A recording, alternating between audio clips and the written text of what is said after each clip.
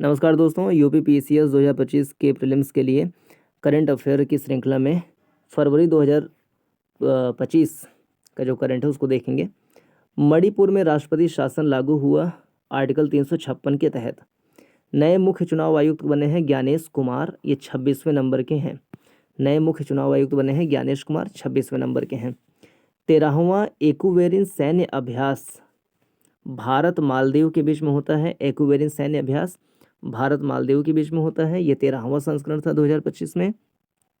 इसका आयोजन कहाँ हुआ? मालदीव में 2 से 15 फरवरी के बीच में। साहित्य अकादमी पुरस्कार 2024 डोंगरी भाषा में चमन अरोड़ा को मिला। एक होर अश्वत्थामा इनकी रचना थी। डोंगरी भाषा में चमन अरोड़ा को मिला। एक होर अश्वत्थामा इनकी रचना थी। दिल्ली की नई सीएम बनी है रेखा गुप्ता और ये चौथी महिला मुख्यमंत्री हैं दिल्ली की।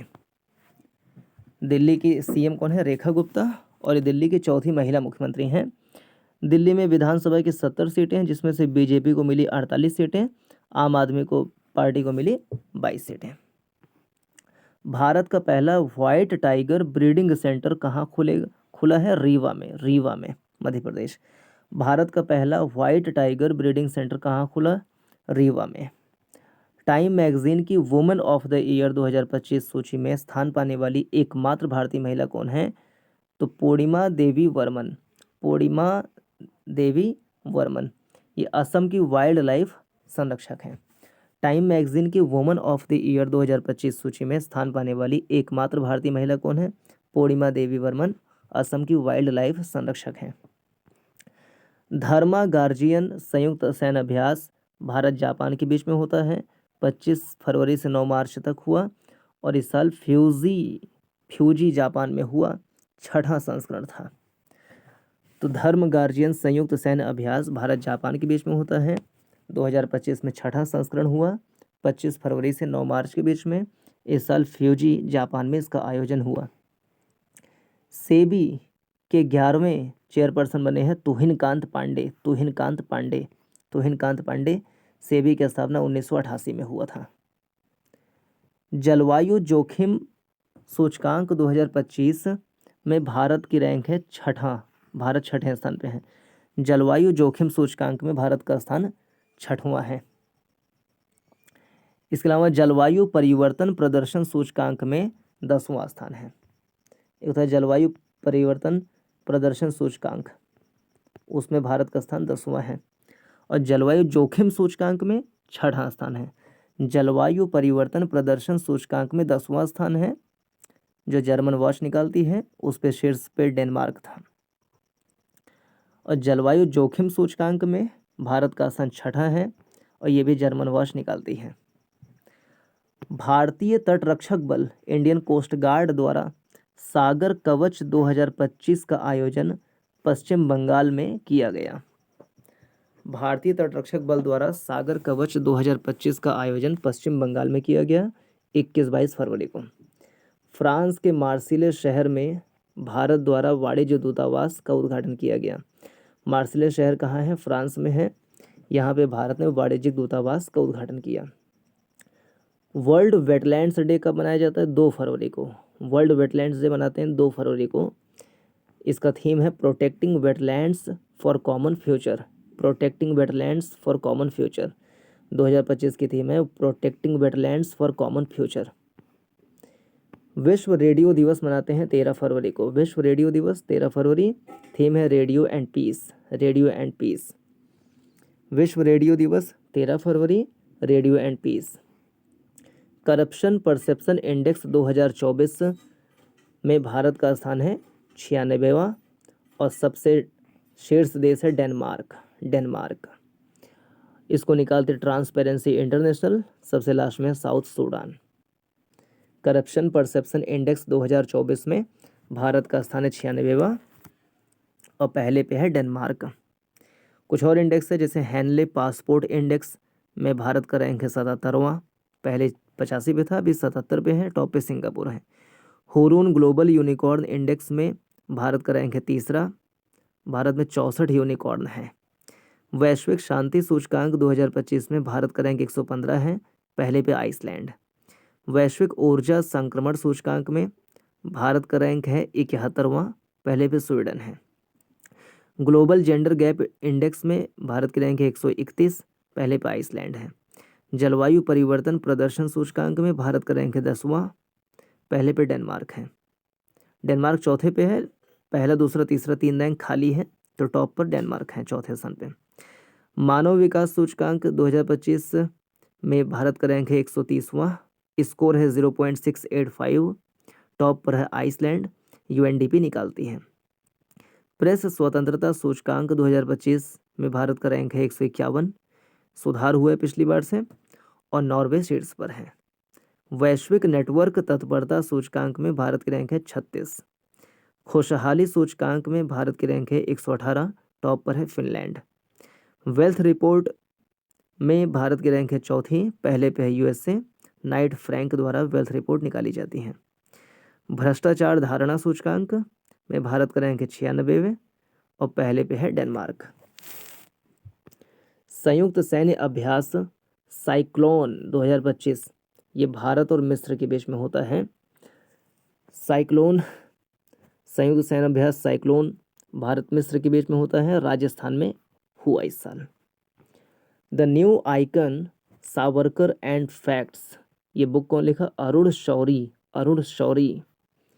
The new icon Savarkar and the facts book कौन लिखा? Arun Shourie. Life on Mars collected stories book कौन लिखा? Namita Gokhale. Namita Gokhale. Life on Mars collected stories book कौन लिखा? नमिता गोखले। हिंद महासागर सम्मेलन का 8वां संस्करण कहाँ पे हुआ? मस्कट, ओमान में, और विदेश मंत्री ने उसमें शिरकत की। हिंद महासागर सम्मेलन का 8वां संस्करण कहाँ पे हुआ? ओमान की राजधानी मस्कट में। स्पेस मैत्री मिशन, स्पेस मैत्री मिशन भारत ऑस्ट्रेलिया की रणनीतिक साझेदारी है ये, और डिब्रीज मैनेजमेंट के लिए ये मिशन है। तो एग्जाम में आ सकता है कि स्पेस मैत्री मिशन के बारे में विचार करें। पहला कथन, ये भारत ऑस्ट्रेलिया की रणनीतिक साझेदारी है, तो सही बात है। स्पेस मैत्री मिशन भारत ऑस्ट्रेलिया की रणनीतिक साझेदारी है, और ये अंतरिक्ष कचरे से संबंधित है। The new space India limited यह अंतरिक्ष विभाग के तहत एक वाणिज्यिक शाखा है। साइलो परियोजना फूड कॉरपोरेशन ऑफ इंडिया की एक पहल है। साइलो परियोजना बुनियादी ढांचे को मजबूत करने के लिए। अभ्यास होपेक्स जो है ये भारत और मिस्र के बीच में होता है, अभ्यास होपेक्स, और ये संयुक्त सैन्य अभ्यास है। तो होपेक्स सैन्य अभ्यास भारत मिस्र के बीच में होता है। साइक्लोन वाला भी भारत मिस्र के बीच में होता है, जो राजस्थान में हुआ। वक्फ अधिनियम 1954 के तहत 1964 में वक्फ बोर्ड स्थापित हुआ। ये वैधानिक संस्था है। वक्फ एक अस्थायी दान होता है जो धार्मिक या परोपकार के उद्देश्य से दिया जाता है। दान देने वाले को वकीफ कहते हैं। वर्तमान में देश में 32 वक्फ बोर्ड कार्यरत हैं। 1995 में नया वक्फ बोर्ड अधिनियम बना था। वक्फ बोर्ड के पास 8 लाख एकड़ से ज़्यादा ज़मीन है।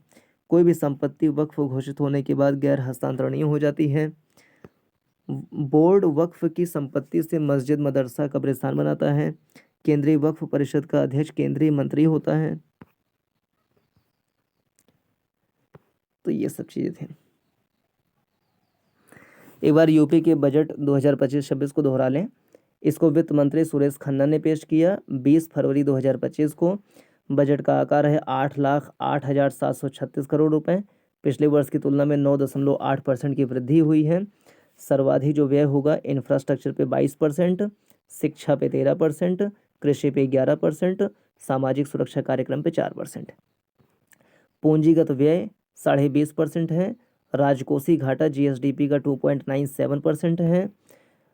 जो सरकार की आय हुई, यूपी गवर्नमेंट की जो आय हुई 100% में अगर आय हुई है तो राज्य का कर राजस्व से 37.4%, केंद्रीय कर अंतरण से 32.4%, सार्वजनिक ऋण से 14.4%, केंद्रीय अनुदान सहायता से 11% और गया कहाँ कहाँ पे? तो पूंजीगत व्यय में 20.5%, वेतन में 12.5%, पेंशन में 11.2%, ब्याज में 8%, सब्सिडी में 4.3%। मुख्यमंत्री सामूहिक विवाह योजना में 1 लाख रुपए मिलेगा। रानी लक्ष्मीबाई स्कूटी योजना का उद्देश्य है उच्च शिक्षा में छात्राओं को प्रोत्साहन देना। अंबेडकर के नाम पर स्मारक और सांस्कृतिक केंद्र कहाँ बनेगा? लखनऊ में।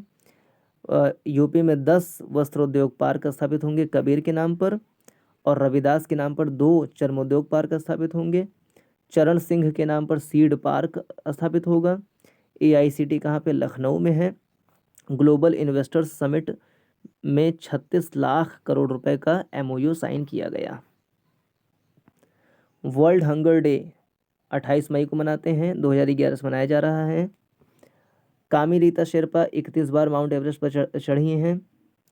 हनी के निर्यात भारत सबसे ज़्यादा USA, UAE, सऊदी अरब को करता है। 1.25 लाख मीट्रिक टन का निर्यात किया गया भारत के द्वारा। सबसे बड़ा शहद उत्पादक है चीन दुनिया में। भारत में सबसे ज़्यादा होता है UP, गुजरात, जम्मू कश्मीर में। विश्व मधुमक्खी दिवस 20 मई को मनाते हैं। हनी मिशन प्रोग्राम कब आया था? 2017 में MSME मंत्रालय के द्वारा। सौर ऊर्जा नीति 2022 में आया था यूपी में। 5 वर्ष में 22,000 मेगावाट का लक्ष्य रखा गया था। धनौरी वेटलैंड गौतम बुद्ध नगर में है। सोलर निर्जलीकरण तकनीक IIT कानपुर द्वारा विकसित किया गया। फल सब्जी को सुखाने के लिए किसानों की आय इससे बढ़ेगी, फसल की बर्बादी घटेगी। उत्तर प्रदेश में देश का पहला बायोपॉलीमर प्लांट कहाँ लगेगा? कुंभी, लखीमपुर खीरी में। लखनऊ में ब्रह्मोस मिसाइल का निर्माण आरंभ होगा। स्वॉर्ड ऑफ ऑनर से राम मंदिर को सम्मानित किया गया सुरक्षा व्यवस्था के लिए। देश का पहला टेक्सटाइल मशीन निर्माण केंद्र कानपुर देहात में स्थापित होगा। उत्तर प्रदेश का राडार फैक्ट्री बिझामई गांव में लगेगा भेल के द्वारा। राइज ऐप उत्तर प्रदेश सरकार का है, टीकाकरण से संबंधित है। राइज का फुल फॉर्म है rapid immunisation skill enhancement. Dolphin safari Varanasi में होगा, कैथी से ढाकुआ गांव के बीच में। अनुवादक सुविधा से लैस होने वाली देश की पहली विधानसभा है UP विधानसभा। ये भोजपुरी, अवधी, ब्रज, बुंदेली, अंग्रेजी का अनुवादक की सुविधा है यूपी में। चलिए इस वीडियो में इतना ही। नमस्कार, जय हिंद।